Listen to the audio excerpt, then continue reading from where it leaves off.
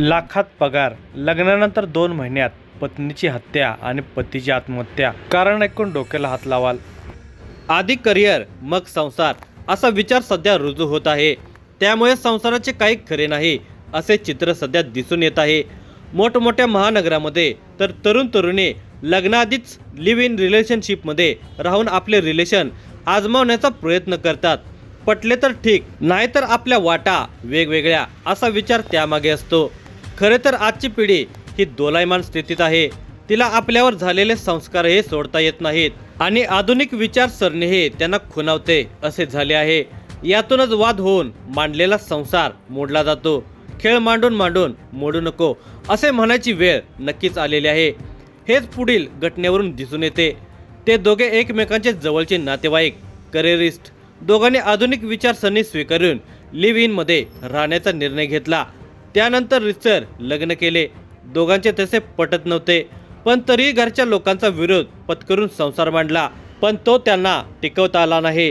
या घटनेचा सविस्तर वृत्तांत पाहण्या अगोदर तुम्ही जर ह्या चॅनेलवर जर नवीन असाल तर प्लीज आपल्या ह्या मराठी चॅनेलला नक्की सबस्क्राईब करा. ते दोघेही उच्च शिक्षित. तो मूळचा मुंबई येथील जोगेश्वरी ईस्टमध्ये राहणारा. त्याचे नाव राकेश राजेंद्र खेडेकर, वय वर्षे 26, आणि ती मूळची पालघरची. तिचे नाव गौरी अनिल सांबरेकर, वय वर्षे 32. हे दोघे एकमेकांचे जवळचे नातेवाईक आहेत. दोघेही उच्च शिक्षित आहेत. मुंबईत नोकरी करणारे आहेत. या दोघांनी लिव्ह इन रिलेशनशिपमध्ये राहण्याचा निर्णय घेतला होता. दोघेही जवळचे नातेवाईक असल्याने सुरुवातीला फारसा विरोध झाला नाही. आज उद्या ते दोघे लग्न करतील असेच दोन्ही घरातील लोकांना वाटत होते. जवळजवळ 6 वर्षे ते लिव्ह इन रिलेशनशिपमध्ये राहत होते. पण या काळात दोघांचे कधीच एकमेकांशी पटले नव्हते. म्हणून दोन्हीकडच्या लोकांनी लग्न न करण्याचा सल्ला दिला. पण 2023 मध्ये अखेर या दोघांनी लग्न केले. आता गौरी सांबरेकर ही गौरी खेडेकर या नावाने वावरू लागले होते.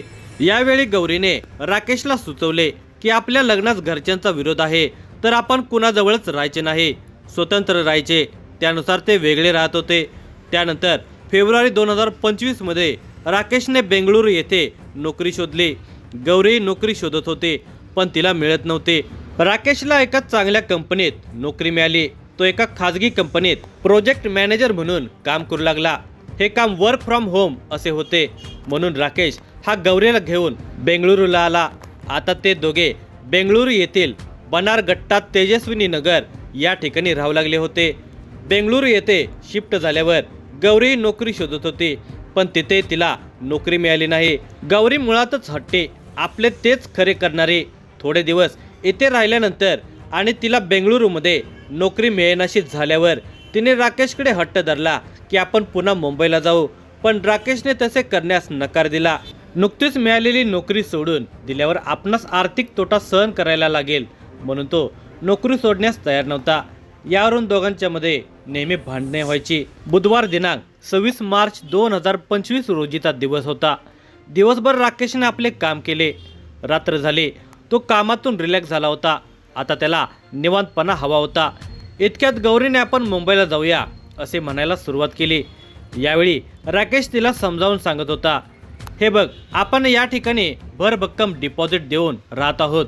आपण असे मध्येच ही रूम सोडली तर घर मालक काय आपल्याला डिपॉझिट परत करणार नाही. आपले नुकसानच होईल. पण मला इथे नोकरी मिळत नाही ना असे गौरीने म्हटले. त्यावर माझी नोकरी आहे ना, तुलाही मिळेल की, वाट बघ थोडी असे राकेश म्हणताच गौरी चिडली. तिला नोकरी मिळत नसल्यामुळे चिडचिड होत होती. या ठिकाणी आपणास नोकरी मिळणार नाही अशी तिला खात्री वाटत होती. मुंबईच्या ठिकाणी ते मिळेल, पण राकेश तिकडे येण्यास तयार होत नसल्याने ती चिडली. ती त्याच्याशी भांडू लागली. यावेळी राकेशने तिच्या कानशिलात लगावली. याचा राग गौरीला आला आणि ती भांडी फेकू लागली. इतकेच नव्हे तर तिने चक्क चाकू उचलून राकेशला धमकावले. तू मुंबईला येतोस की नाही हे मला सांग. तो चाकू तिने त्याच्याकडे फेकून मारला. गौरीचे हे वागणे पाहून राकेशनं तो चाकू उचलून तिच्या मानेवर, गळ्यावर, पाठीवर चाकूचे वार केले. गौरी जखमी अवस्थेत घराच्या लॉबीमध्ये निपचित पडली होती. त्याला वाटले की मयतच झाली आहे, म्हणून तिच्या मृतदेहाची विल्हेवाट लावायची असे त्याने ठरवले. दरम्यान त्याला गौरीमध्ये थोडा जीव आहे असे जाणवले. तिची हालचाल पाहून तो तिच्याजवळ गेला आणि तिच्याशी बोलू लागला. रागाच्या भरात आपण केलेले कृत्य त्याला पश्चाताप करायला लावत होते। त्या अवस्थेत तो तिला म्हणाला, ती त्याच्याशी का भांडली, तिने तिच्या बेरोजगारीसाठी त्याला का जबाबदार धरलं आणि तिला बंगळुरूला आल्याचा इतका राग का होता। थोड्या वेळाने गौरीची हालचाल पूर्णपणे मंदावली। ती आता मयत झाली होती, तरी गौरीच्या शरीरातून रक्तस्राव होत होता। त्याचे ओघळ बंद दरवाजाच्या फटीतून बाहेर गेले तर आपले कृत्य समजणार म्हणून त्याने तिचा मृतदेह एका मोठ्या बॅगेत कोंबला। ती बॅग त्याने बाथरूममध्ये नेऊन ठेवली, जेणेकरून बाथरूममधील आउटलेट पाईपमधून ते रक्त वाहून जाईल आणि कुणाला ते कळणार पण नाही। आता तो मुंबईला जाण्याची तयारी करू लागला। दुसरा दिवस उजाडला। दिवसभर तो मृतदेह घरातच बॅगेत पडून होता। आपल्या वडिलांनाही त्याने सांगितले की मुंबईला येत आहे। यावेळी त्याने आपण गौरीचा खून केला आहे याबाबत वडिलांना सांगितले नव्हते। सगळी तयारी झाल्यावर त्याने पुन्हा आपल्या वडिलांना फोन करून सांगितले की मी गौरीचा खून केला आहे, आता मी सुद्धा मरणार। यावर त्याच्या वडिलांनी त्याला समजावून सांगितले, तू असे काही करू नकोस, तू इकडे ये, आपण पोलीस स्टेशनमध्ये जाऊन पोलिसांना सर्व काही सांगू। वडिलांनी असे म्हणताच राकेश आपली होंडा सिटी कार घेऊन मुंबईला जाण्यास तयार झाला। याआधी त्याने मृतदेह भरलेली बॅग आपल्यासोबत नेण्याचे ठरवले, पण ती ओढताना घरातच त्याचे हँडल तुटल्याने त्याला ती बॅग घेता आली नाही। आता तो एकटाच मुंबईच्या दिशेने प्रवास करू लागला होता। प्रवासात तो गौरी संबंधी आणि आपण केलेल्या कृत्यासंबंधी विचार करू लागला। राकेश खेडेकर हा उच्च शिक्षित तरुण, गौरी ही त्याची आते बहीणच होती। काही वर्षे लिव्ह इन रिलेशनशिपमध्ये राहून त्यांनी लग्न करण्याचा निर्णय घेतला होता। दोघे एकत्र राहत असताना त्या दोघांचे पटतही नव्हते। गौरी तापट होती, रागाच्या भरात काय करेल हे तिलाही समजत नव्हते। एके दिवशी तिने आपल्या सख्या भावावरही हल्ला केलेला होता। या बाबी दोन्ही घरात माहिती असल्याने राकेशच्या घरातून या लग्नास जास्त विरोध होता, तरी त्यांनी हे लग्न केलेले होते। जेमतेम 2 वर्षेच हे लग्न टिकले। गौरीचा खून करून राकेशने आपला संसार मोडून टाकला होता। सारे विचार राकेशच्या डोक्यात रुंजी घालत होते। तसतसा तो अस्वस्थ होत होता। त्याच्या मनात आत्महत्येचे विचार आलेले होते, पण वडिलांनी त्याला समजावून सांगितले होते, तरी त्याच्या डोक्यातून हा तणाव काही जात नव्हता। त्याने कर्नाटक हद्द सोडली आणि कागलमध्ये आला। तेव्हा तेथील एका मेडिकलमधून हार्पिक फिनाईल आणि झुरळ मारण्याचे औषध विकत घेतले। आता तो कोल्हापूर मार्गे कराडकडे जाऊ लागला। वाटेतच त्याने बेंगळुरूमधील एका ओळखीच्या व्यक्तीला फोन करून झालेला सारा प्रकार सांगितला। खंडाळा घाट उतरल्यावर शिरवळजवळील निधी कंपनीच्या हायवे रोडवर आल्यावर राकेशने मानसिक तणावाखाली विकत घेतलेली कीटकनाशके पिली।